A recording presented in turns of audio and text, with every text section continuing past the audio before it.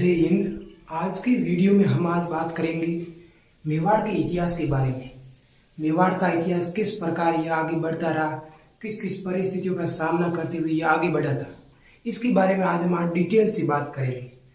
तो हमारी हेडिंग रहेगी मेवाड़ का इतिहास। अब मेवाड़ का इतिहास शुरुआती तौर पर ये कौन थे, इसका शासनकाल कैसा रहा, इसकी क्या क्या उपाधियां थी, ये कहाँ के थे, ये सब बात आज हम डिटेल से करेंगे। ठीक है, तो मेवाड़ का इतिहास शुरू करते हैं। तो मेवाड़ का इतिहास शुरू करने से पहले हमें ये समझना होगा कि मेवाड़ में दो राजवंशों ने शासन किया था। मेवाड़ में दो राजवंशों ने शासन किया था। ठीक है, एक तरफ तो था गुहिल राजवंश। कौन सा? गुहिल राजवंश। गुहिल, और गुहिल को गुहिलोत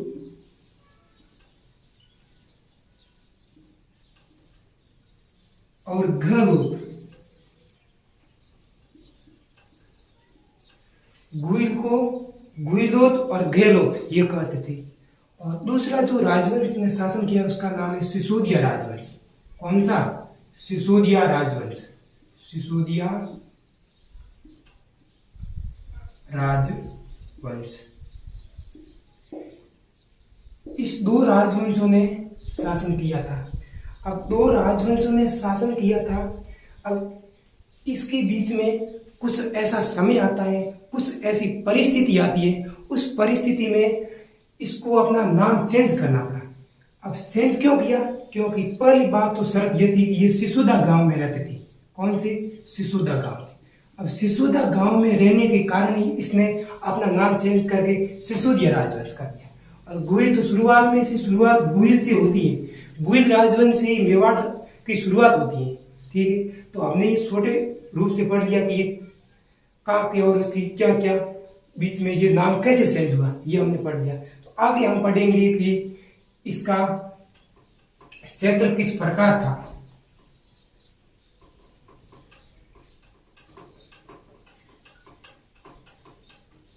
तो इसमें हम मानचित्र के माध्यम से पढ़ेंगे। तो यह है हमारा राजस्थान का मानचित्र।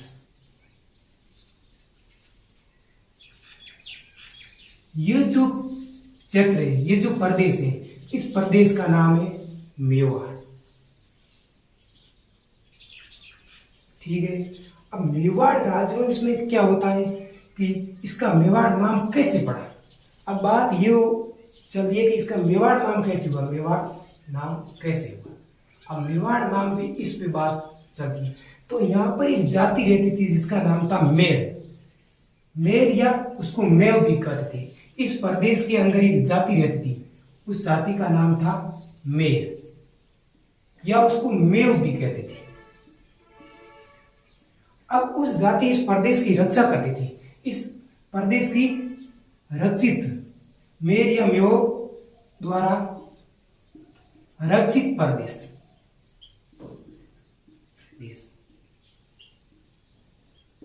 अब इस मेर से ही मेवाड़ पड़ा इसका नाम।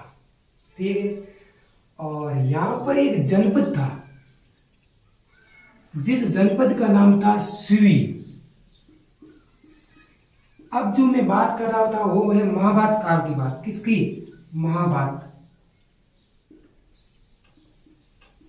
महाभारत काल में जनपद। यहाँ पर इसकी सिवी जनपद जो वर्तमान में कहां पर है, कभी एग्जाम और कंपटीशन में पूछ लिया जाए तो ये वर्तमान में चित्तौड़ में है।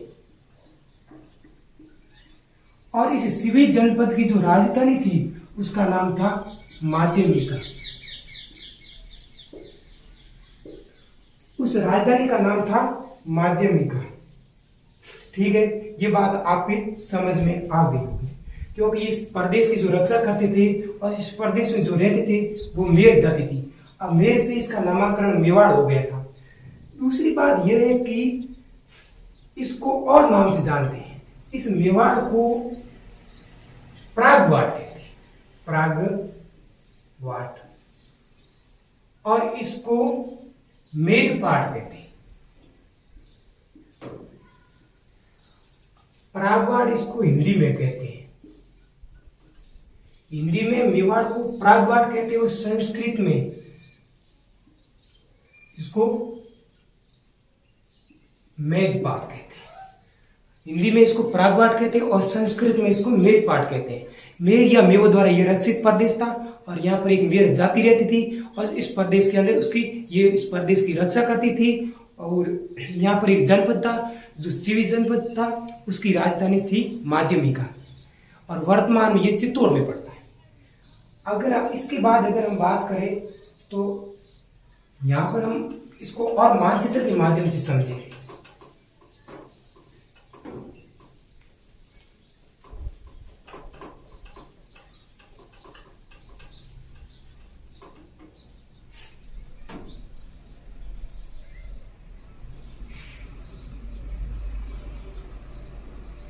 ये है राजस्थान का मानचित्र में, ये है मेवाड़।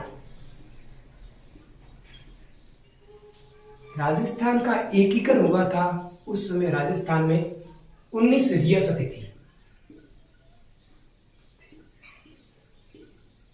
जिसमें से 2 रियासतें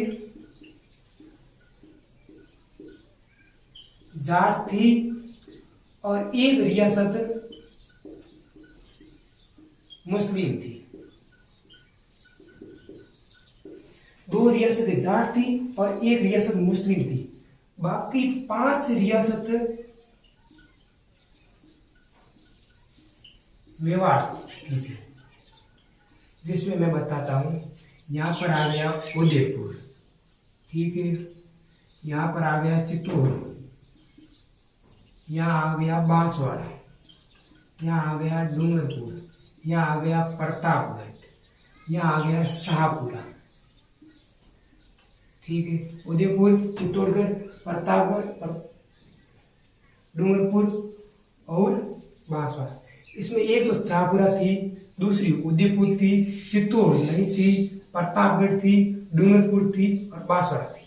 बांसवाड़ा, डूंगरपुर, उदयपुर, शाहपुरा और इसमें मैं लिखता हूं आपको डिटेल से। 1 नंबर थी शाहपुरा, 2 नंबर थी उदयपुर और 3 नंबर थी प्रतापगढ़,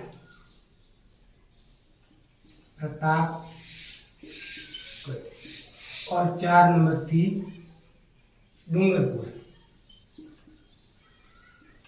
और 5 नंबर बांसवाड़ा। ये 5 रियासत थी। 19 रियासतों में से 2 रियासतें जाट थी, 1 रियासतें मुस्लिम थी और 5 रियासतें जो मेवाड़ की रियासतें थी, जिसमें उदयपुर था, चित्तौड़गढ़ नहीं था, इसमें प्रतापगढ़, बांसवाड़ा, डूंगरपुर, उदयपुर और शाहपुरा ये इसमें थे। इसके बाद अगर हम बात करें मेवाड़ राजवंश की, थोड़ी और बात कर लेते हैं।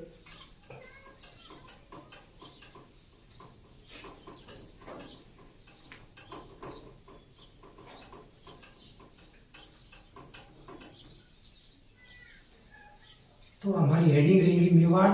अब मेवाड़ राजवंश 2 भागों में विभक्त था। एक तरफ था गुहिल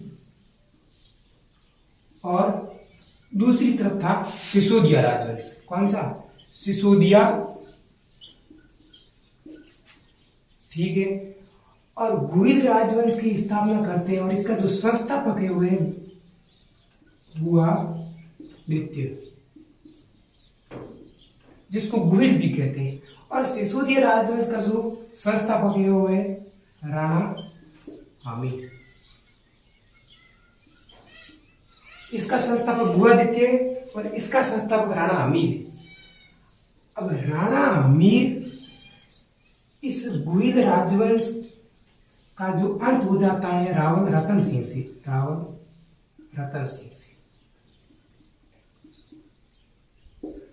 अब जो गुहिल राजवंश है उसकी जो उपाधि थी वो थी रावल। ये उपाधि हमें बप्पा रावल से मिलती है। बप्पा रावल के से ये हमें मिलती है, बप्पा रावल से ये रावल उपाधि मिलती है और ये रावल रतन सिंह से तक चलती है। जब रावल रतन सिंह को 1303 ईस्वी में वो केसरिया कर देता है और पद्मिनी द्वारा जुहर किया जाता है, उस समय इस रावल शाखा का अंत हो जाता है। उसके बाद जो मेवाड़ है वो 10-15-20 वर्षों तक ये अलाउद्दीन खिलजी के हाथों में रहा। किसके? अलाउद्दीन खिलजी। ये अलाउद्दीन खिलजी के हाथों में रहा और चित्तौड़गढ़ दुर्ग का नाम खिरजाबाद कर दिया। चित्तौड़गढ़ दुर्ग का नाम खिरजाबाद करने के बाद में अलाउद्दीन ये जो क्षेत्र था ये किसी और को सौंपा था। उस विकट परिस्थिति में राणा हमीर ने चल कपट का चारा लेकर और सिसोदिया राजवंश की स्थापना करके, और ये राणा या महाराणा, राणा या महाराणा इसकी उपाधि थी। ये आगे रावल लगाते थे तो ये राणा या महाराणा। ये बात है इस मेवाड़ राजवंश की। और अगर इसकी और बात करें तो ये राजवंश है विश्व का सबसे पुराना राजवंश। क्या है? विश्व का सबसे पुराना राजवंश कौन सा है? पुराना राजवंश वो है मेवाड़। कौन सा? मेवाड़। मेवाड़ राजवंश विश्व का सबसे पुराना राजवंश है। इसके बाद हमारी अगले पर चलते हैं टॉपिक पर।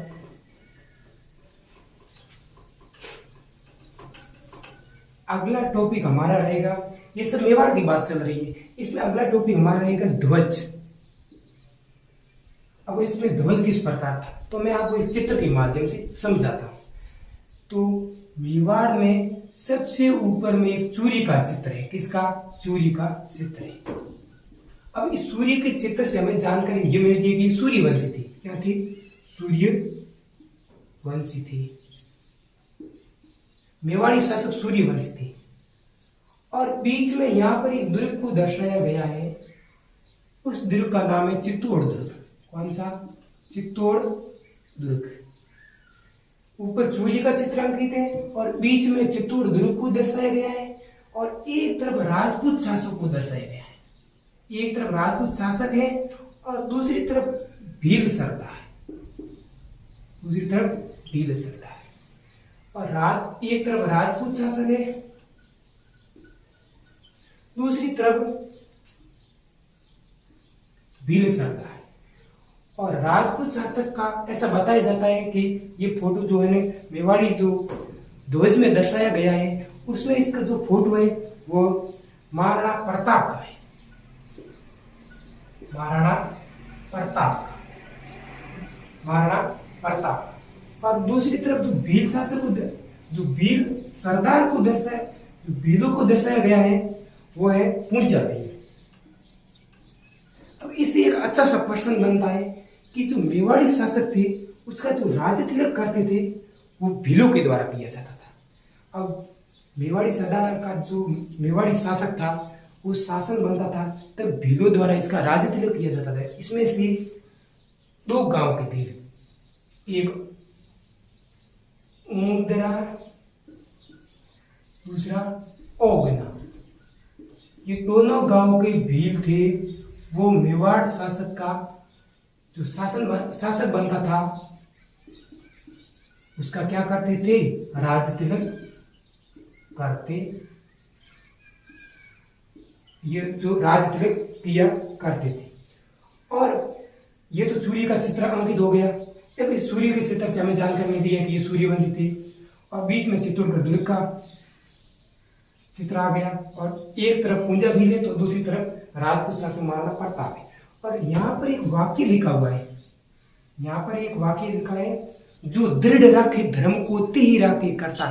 जो अपने धर्म की रक्षा करता है भगवान उनकी रक्षा करता है। ये यहाँ पर वाक्य लिखा हुआ है। तो इसका मेवाड़ी क्या क्या प्रमुख वाक्य है वो मैं आपको बताता हूँ आगे।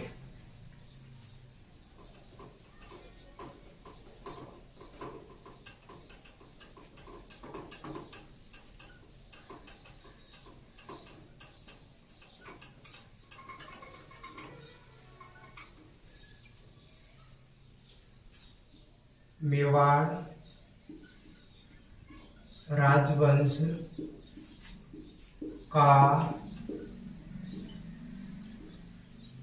प्रमुख वाक्य, मेवाड़ राजवंश का प्रमुख वाक्य जो यहां पर दर्शाया गया था ना, वह लिखा है, जो दृढ़ रखे धर्म को,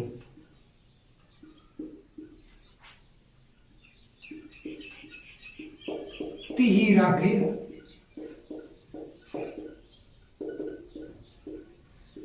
करता, जो अपने धर्म की रक्षा करता है भगवान उनकी रक्षा करता है। इससे ये मिलता है, मेवाड़ी शासक ये मानते थे, मेवाड़ी जो शासक थे वो ये मानते थे कि जो अपने धर्म की रक्षा करता है भगवान उनकी रक्षा करता है, ये मेवाड़ी शासक मानते थे।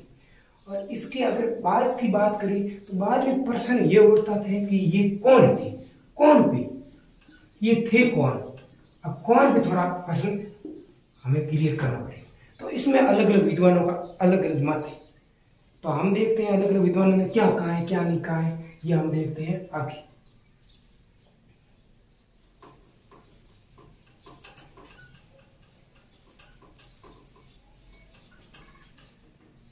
इसमें जो सबसे पहले विद्वान हुए वो है अबुल फजल, जिसका नाम है अबुल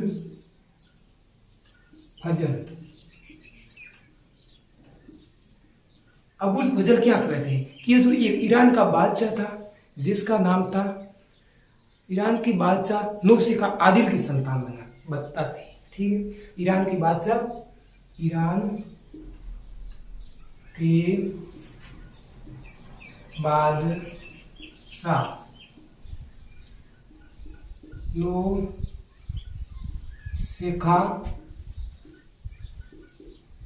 आदिल की संतान। ये कौन बनाते हैं? ये जो ईरान की बादशाह नौसेखा आदिल की संतान, ये अबुल फजल कहते हैं। इसके बाद एक विद्वान हुआ जिसका नाम है श्यामल दास, जिसने एक ग्रंथ लिखा था वीर विनोद। उसमें ये कहते हैं कि वल्लभी निवासी थी।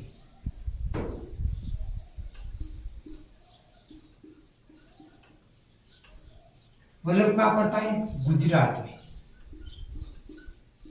अब श्यामल दास कहते हैं कि ये वल्लभी थी, तो जैन ग्रंथों में भी इसको वल्लभी बताया है। इसमें जैन ग्रंथों में इसको ये वल्लभी बताया है। अबुल फजल कहते हैं कि ईरान के बादशाह नौसेखा आदिल की संतान है, तो श्यामल दास कहते हैं कि वल्लभी निवासी है। इसके बाद डॉक्टर गौरीशंकर हीराचंद ओझा कहते हैं कि सूर्यवंशी थे। डॉक्टर गौरीशंकर हीराचंद ओझा, डॉक्टर गौरीशंकर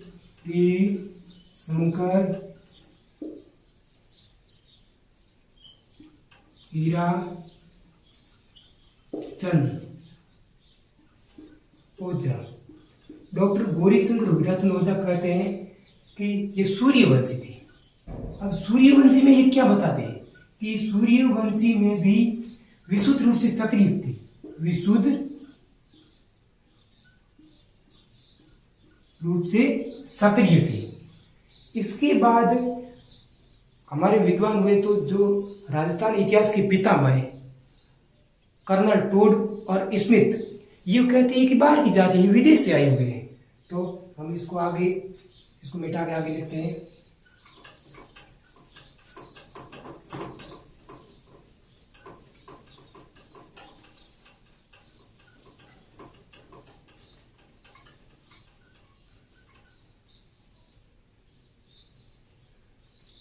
कर्नल टोड और स्मिथ, ये दोनों क्या कहते हैं? ये दोनों कहते हैं कि जो मेवाड़ी शासक थे ये विदेश से आए, विदेशी बताते हैं। कर्नल टोड और स्मिथ इसको विदेशी बताते हैं। और इसके बाद D.R. भंडारकर और गोपीनाथ शर्मा ये कहते हैं ये ब्राह्मण है। अब ब्राह्मण कैसे, मैं आगे बताऊंगा। Doctor D.R.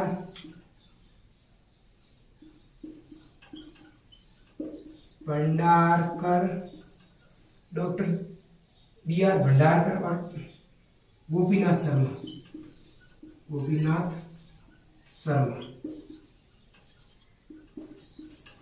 D.R. भंडारकर और गोपीनाथ शर्मा ये D.R. भंडारकर और गोपीनाथ शर्मा दोनों कहते हैं कि ये ब्राह्मण थे। ब्राह्मण, अब ब्राह्मण में भी ये कहते हैं कि ये नागर ब्राह्मण थे। कैसा? नागर ब्राह्मण थे। कर्नल टोड और स्मिथ कहते हैं ये विदेशी थे, और D.R. भंडारकर और गोपीनाथ शर्मा कहते हैं कि ये ब्राह्मण थे। ब्राह्मण में भी नागर ब्राह्मण थे। ये अलग अलग विद्वानों ने अलग अलग मत दिए, लेकिन इसमें जो हमें जो इतिहास बताता है वो वल्लभी बताता है कि ये वल्लभी थे।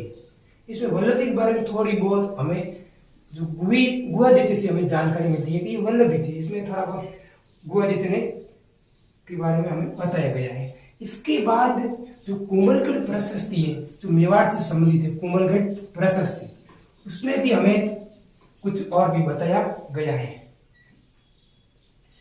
कोमलगढ़ प्रशस्ति, कोमलगढ़ प्रशस्ति,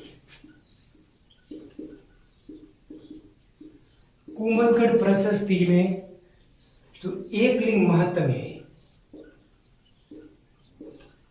एकलिंग महात्म्य, एकलिंग महात्म्य की रचना कान्हा व्यास ने की थी। किसने? कान्हा व्यास ने। इंपॉर्टेंट पर्सन बनता है। एकलिंग महात्म्य की रचना किसने की थी? कान्हा व्यास ने। और एकलिंग महात्म्य का जो प्रथम भाग है जिसका नाम है राजवर्ण, राजवर्ण, एकलिंग महात्म्य का जो प्रथम भाग है उसका नाम है राजवर्ण, और राजवर्ण की रचना महाराणा कुंभा द्वारा की गई थी। महाराणा कुंभा द्वारा, महाराणा कुंभा द्वारा राजवर्ण की रचना की गई थी। और इसमें हमें ये जानकारी मिलती है, इसमें हमें ये बताते हैं कि ये आनंदपुर की निवासी थी। कहाँ की? आनंदपुर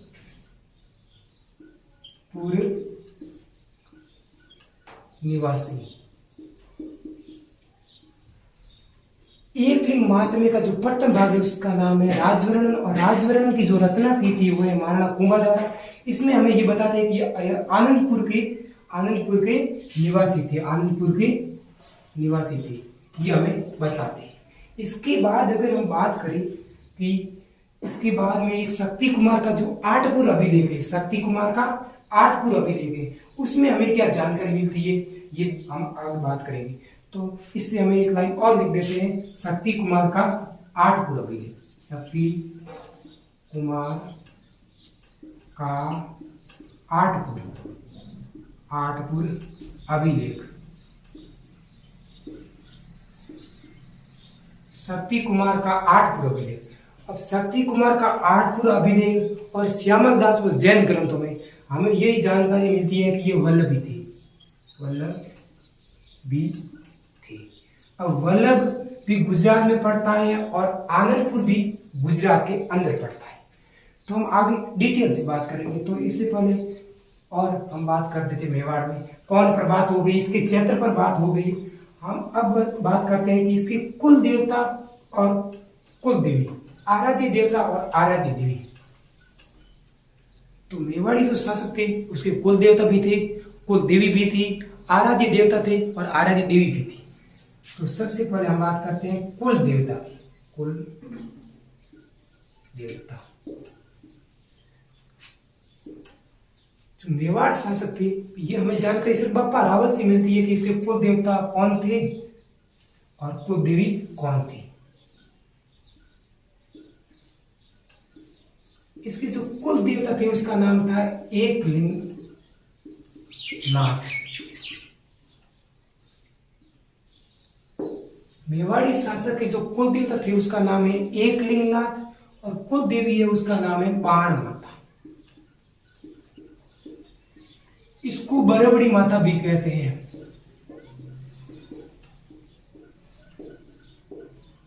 और इसका जो माता का मंदिर का जो निर्माण करवाया था वह राणा साका में ही जो प्रथम शासक था जिसने राणा साका और सिसोदिया राजवंश की स्थापना की थी, राणा हमीर ने इसका निर्माण करवाया था। एकलिंगनाथ का मंदिर का निर्माण बप्पा रावल के द्वारा करवाया गया था। इसके बाद आराध्य देवता,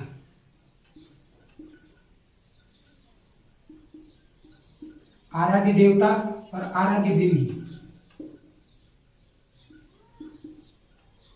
आराध्य देवता है चार भुजानाथ, भुजानाथ,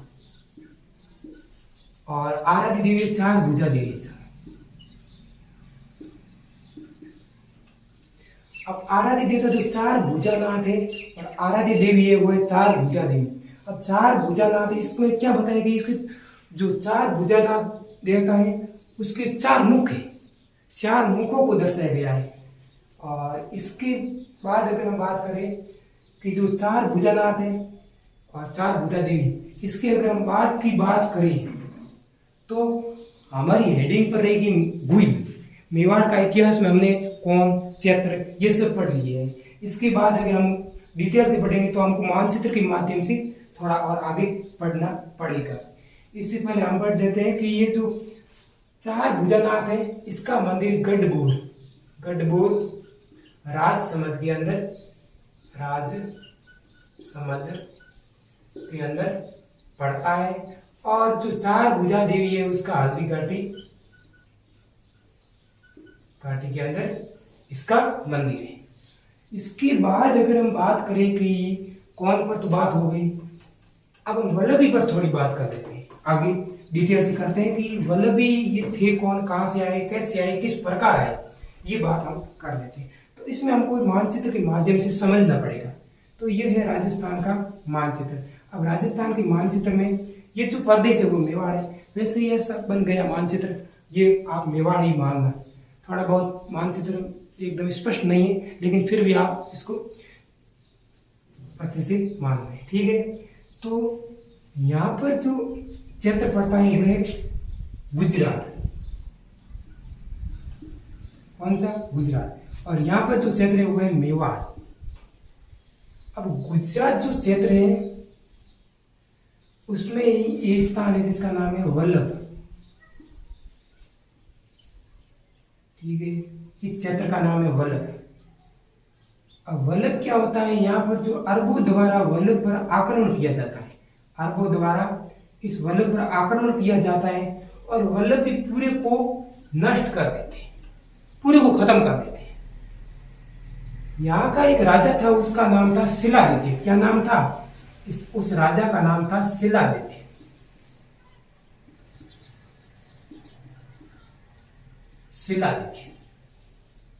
और शिलादित्य की पत्नी थी वो माउंट आबू की थी। कहाँ की थी, आबू की थी।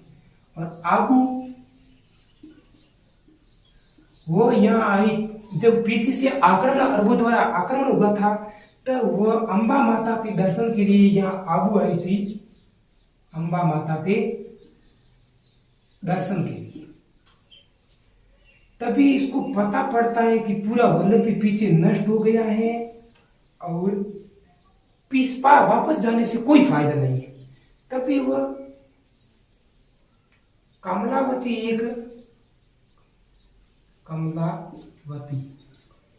कमलावती के पास रहती, ये गुफा के अंदर। ये अंबा माता के दर्शन के बाद उस पत्नी का नाम था, जो शिलादित्य की पत्नी थी, उसका नाम था पुष्पावती।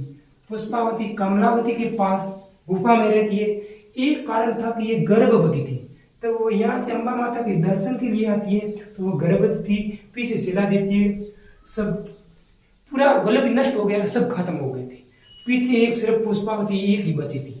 अब वो कमलावती के पास कहाँ रहने लगी, गुफा के अंदर रहने लगी थी। गुफा के अंदर रहने से उसकी कोख से एक पुत्र हुआ जिसका नाम रख दिया गुहिल, जिसको गुहादित्य कहते हैं।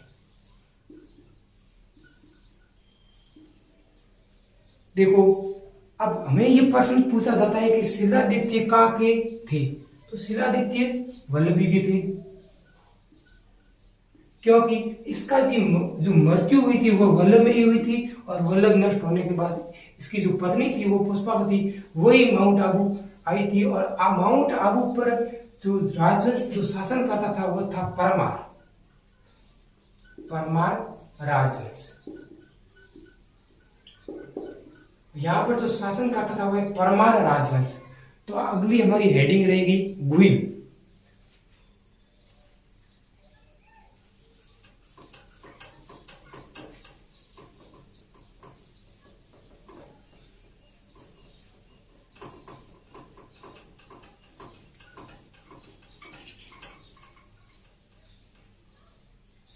ठीक है।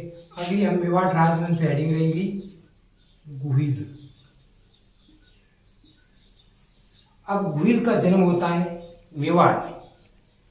वो मेवाड़ चला जाता है और भीलों के साथ खेलता है और वहां भील उसको राजा बना देता है कि आप हमारे राजा हो। धीरे धीरे ये किस प्रकार आगे बढ़ता है ये हम बात डिटेल से करेंगे अभी।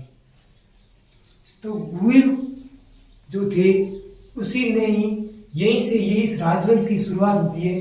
तो मेवाड़ राजवंश का जो संस्थापक है, पहला प्रश्न ये बनता है मेवाड़ राजवंश का संस्थापक, मेवाड़ राजवंश का संस्थापक।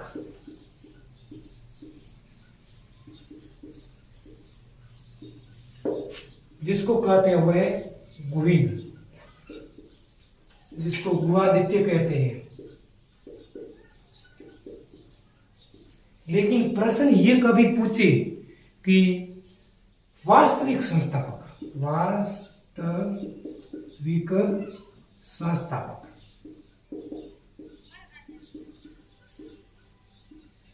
वास्तविक संस्थापक जो है वो है बप्पा रावल।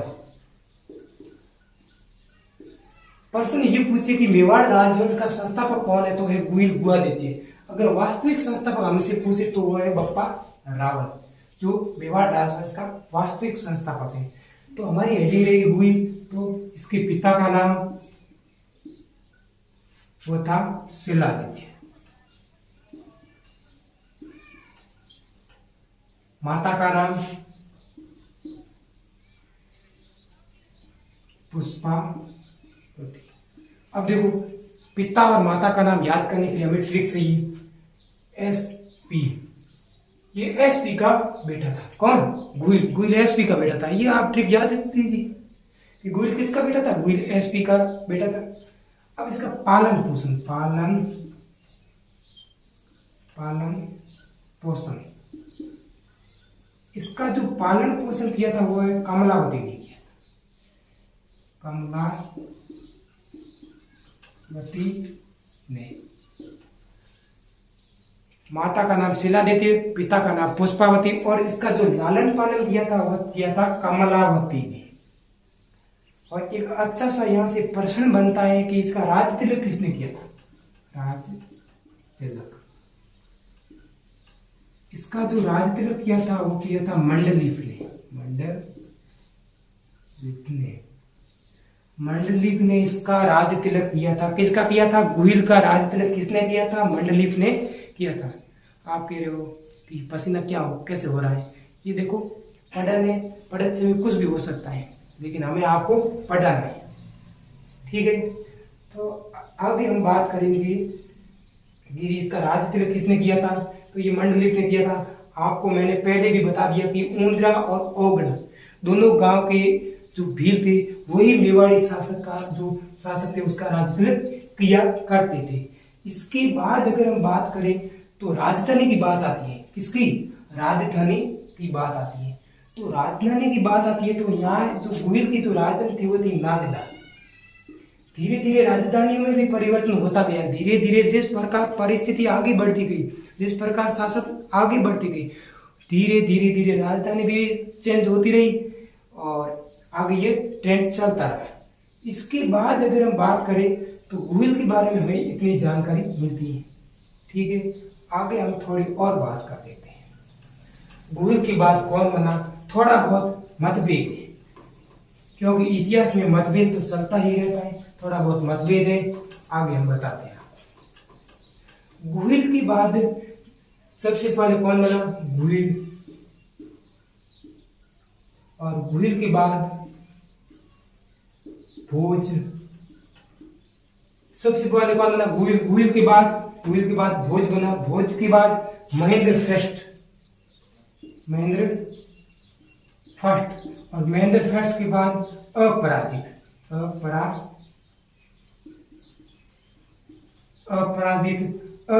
के बाद शिलादित्य।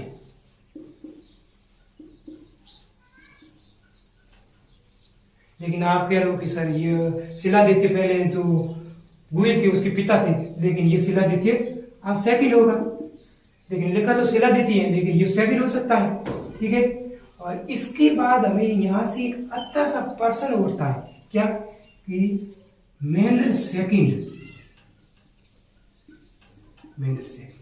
अब महेंद्र सेकंड से हमें ये प्रश्न उठता है कि ये बिलों पर कर लगाते हैं, बिलों पर कर लगाना। अब भील मेवाड़ी शासक बाप के समान मानते थे और महेंद्र सेकंड ने क्या किया, बिलों पर कर लगा दिया। तो बिलों ने महेंद्र सेकंड की हत्या कर दी। क्या कर दी? हत्या कर दी। महेंद्र सेकंड की हत्या के बाद ही इसका जो एक पुत्र है जिसका नाम है काल भोज, उसी को बप्पा रावल कहते हैं। तो ये किसके पास जाता है? ये हरित ऋषि के पास जाता है, हरित ऋषि के पास। और हरित ऋषि के ये क्या करता है? गाय चराता है, गाय चराने का काम करता है।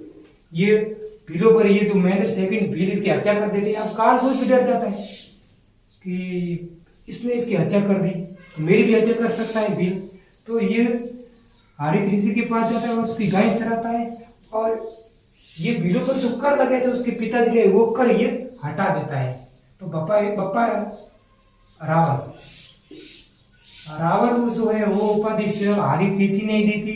बप्पा जब कर हटाता है भीलों पर तो भील इसको बाप के समान मानने लगते हैं, बाप के समान मानने लगते हैं। तो इसका नाम क्या पड़ गया? बप्पा रावल। तो आपको समझ में आ गया कि गोइल थे, गोइल के बाद भोज, भोज के बाद महेंद्र फर्स्ट और महेंद्र फर्स्ट के बाद अपराजित के बाद शिलादित्य और शिलादित्य के बाद महेंद्र सेकंड। और महेंद्र सेकंड भीलों पर कर लगाता है और कर लगाने के बाद भील इसकी हत्या कर देते। इसकी हत्या करने के बाद जो काल भोज है वो हरित ऋषि के पास जाता है और हरित ऋषि की गाय चराता है। और गाय चराते हरित ऋषि उसको रावल की उपाधि दे देते हैं और भीलों पर एक कर हटा देता है काल भोज। तो भील उसको बाप के समान बप्पा कहने लगते हैं। तो आज की वीडियो में हम इतनी बात करेंगे और तब तक लिए बाय बाय। जय हिंद, जय भारत।